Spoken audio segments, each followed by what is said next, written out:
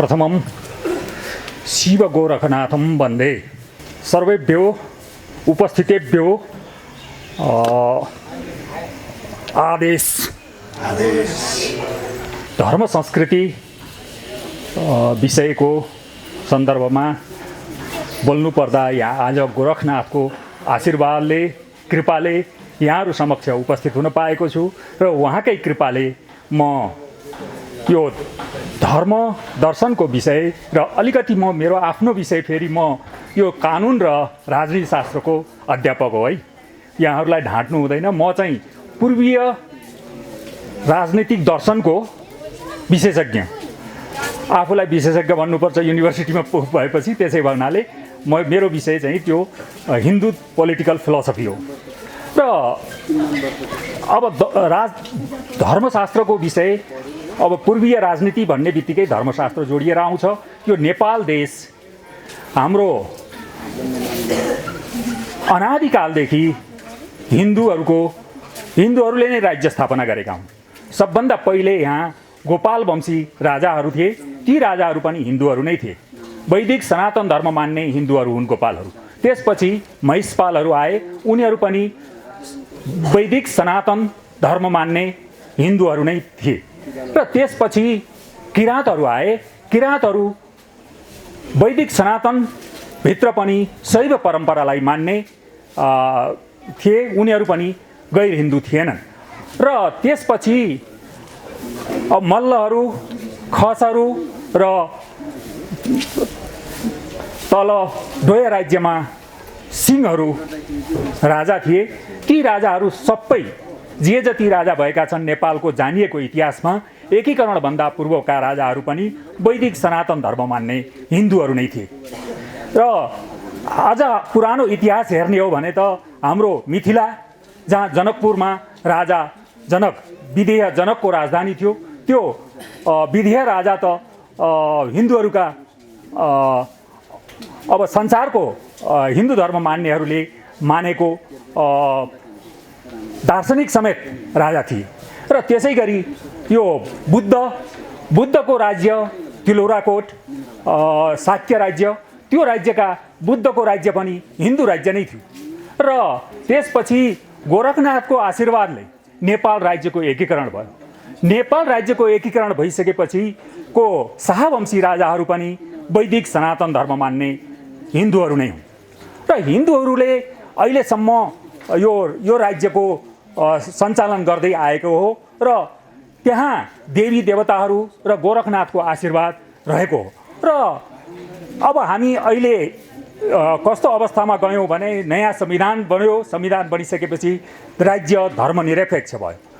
अब धर्मनिरपेक्ष हुने बित्तिकै कता कता अब हामीलाई शङ्का लाग्न थालेको छ कि हामी हिन्दू भनेर भन्न पनि लाज लाग्ने अथवा डर लाग्ने हो कि कतै आक्रमण पो हुने हो कि साम्प्रदायिकता फिजायो भन्ने डर हुने हो कि भन्ने अवस्थामा हामी पुगेका छौँ। र मलाई के लाग्यो भने आज मलाई हाम्रो ऋषिकेश जङशाहजीले मलाई खबर गर्नुभयो।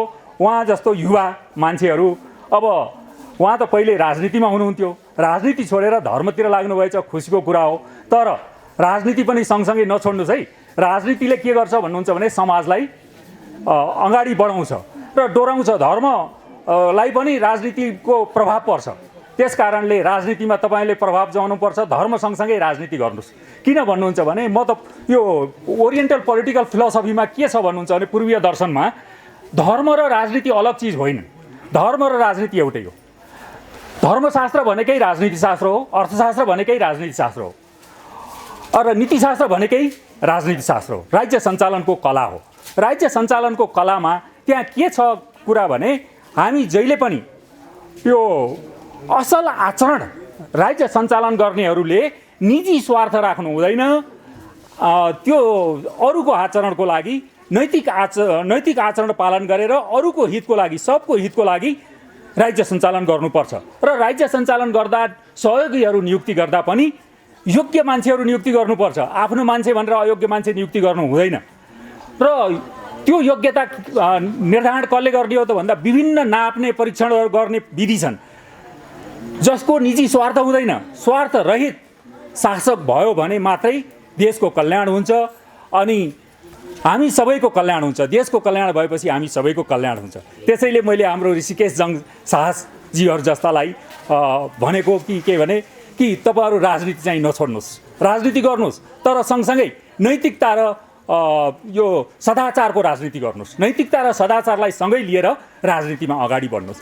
अब राजनीतिमा अगाडि बढिसकेर अब के हो भने राज्यले गर्नुपर्ने दुईटै काम हुन्छ। एउटा त नेताहरूमा राजनीतिक नैतिकता भयो भने जनताले त्यसै मान्छन् नि, त्यसै सत्कार गर्छन्, सम्मान गर्छन्। तर हामी अहिले कस्तो अवस्थामा पुगेका छौँ भने दुईटा विचारधाराले हामी पीडित छौँ।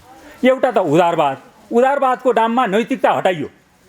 उदारवाद भनेको यो चाहिँ डेमोक्रेटिक फिलोसफी भन्छ नि, यो लिबरल डेमोक्रेटिक फिलोसफीले अब मान्छेले जे गरे पनि हुने भन्ने भइदियो। नैतिकताले के गर्थ्यो भने यो गर्न हुने, यो गर्न नहुने भन्ने नियम बाँध्थ्यो।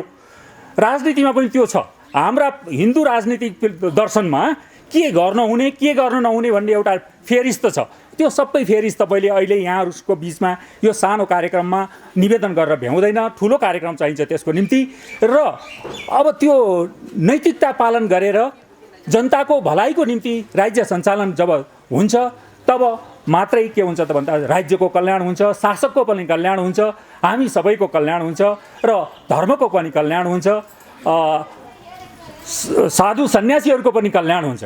बिना धर्म छोडियो भने भोलि साधु सन्यासी साम्प्रदायिक भनेर कतै आक्रमण नहोला भन्न सकिँदैन। अब एकातिर लिबरलहरूले त्यसो गरे भने अर्कोतिर कम्युनिस्ट फिलोसफी छ। कम्युनिस्ट फिलोसफीले के गर्यो भन्नुहुन्छ भने कम्युनिस्ट फिलोसफीमा त नैतिकता भनेको हुँदैन। दार्शनिक हिसाबले त यो सैद्धान्तिक हिसाबले भन्ने हो भने नैतिकता त्यहाँ मिसिँदैन। यो लिबरल फिलोसफीले पनि नैतिकतालाई हटाइदियो।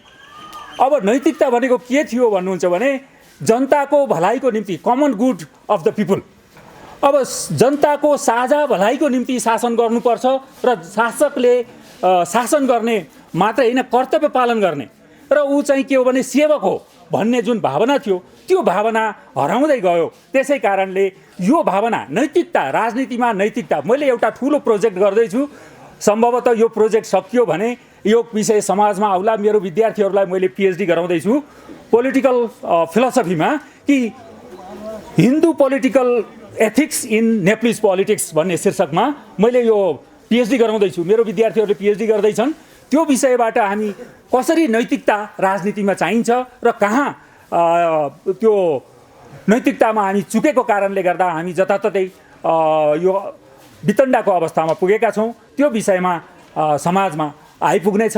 र यो आजको धेरै यो विषय यस्तो गम्भीर विषयमा बोल्न लगाइदिनु भयो मलाई कि अब यो कहाँबाट बोल्नु कहाँ बढौँ भन्ने अवस्था थियो। र म आज के भने यति मात्रै विषय प्रवेश गरेर मात्रै नैतिकता र सदाचार जहिले पनि सबैलाई काम लाग्ने, शासकलाई पनि यो आम मानिसलाई पनि चाहिने नैतिकता र सदाचार हो।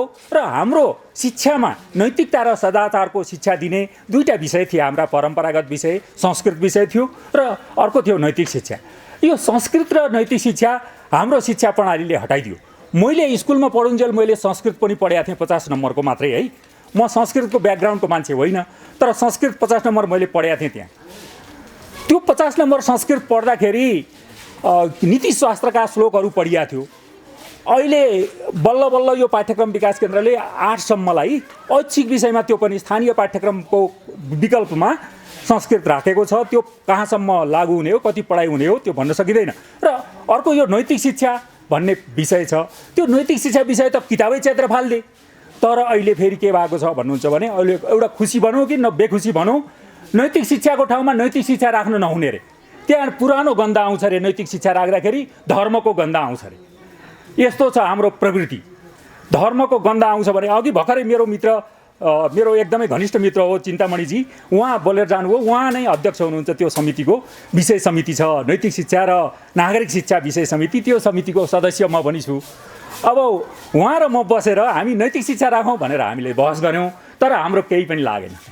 त्यहाँ के भयो भने नैतिक शिक्षा नराख्ने रे। नैतिक शिक्षाको नाम राख्दाखेरि आपत्ति आयो। त्यो आपत्ति आइसकेपछि के भयो त भन्नुहुन्छ भने मानवीय मूल्य शिक्षा भनेर 1 देखि 12 सम्म ऐच्छिक विषयमा, 1 देखि 8 सम्म अनिवार्य विषय, त्यसदेखि 9, 10, 11, 12लाई ऐच्छिक विषयको रूपमा पाठ्यक्रम बनाइँदैछ। र हामी जाग्नुपर्छ। प्रत्येक हिन्दू अब जागेनौँ भने हामीलाई सङ्कट आउने नजिकै छ, धेरै टाढा छैन। र हिन्दुत्वलाई संरक्षण गर्नुपर्छ, यसैले यो राज्यको अस्तित्व यसैमा छ र हामीले यसमा लिड गर्नुपर्छ। संसारलाई लिड गर्न सक्ने हाम्रो क्षमता हिन्दुत्वमा छ। हिन्दू धर्म, दर्शन र परम्परा र सबभन्दा ठुलो कुरा धर्म भनेको केमा छ त भन्दा आचारमा छ। अब मैले एउटा प्रसङ्ग, महाभारतको प्रसङ्ग गर्छु। युधिष्ठिरलाई यक्षले प्रश्न सोधेका थिए, धर्म भने के हो त? धर्मशास्त्र हो कि ऋषिहरूको वचन हो कि भन्दाखेरि युधिष्ठिरले के उत्तर दिएका थिए भन्नुहुन्छ भने, होइन, सबैभन्दा ठुलो धर्म त आचार हो। आचार परमो धर्म श्रुतिस्त स्मार्त एव च भनेर मनुले पनि भनेका छन्। अब यो हामी सबै सदाचारी बनौँ, यही आशीर्वाद गोरखनाथले हामीलाई प्रदान गरून्, यही निवेदन गर्दै म यहाँहरूबाट बिदा हुन्छु। धन्यवाद। जयतु संस्कृतम, जयतु सनातन धर्म।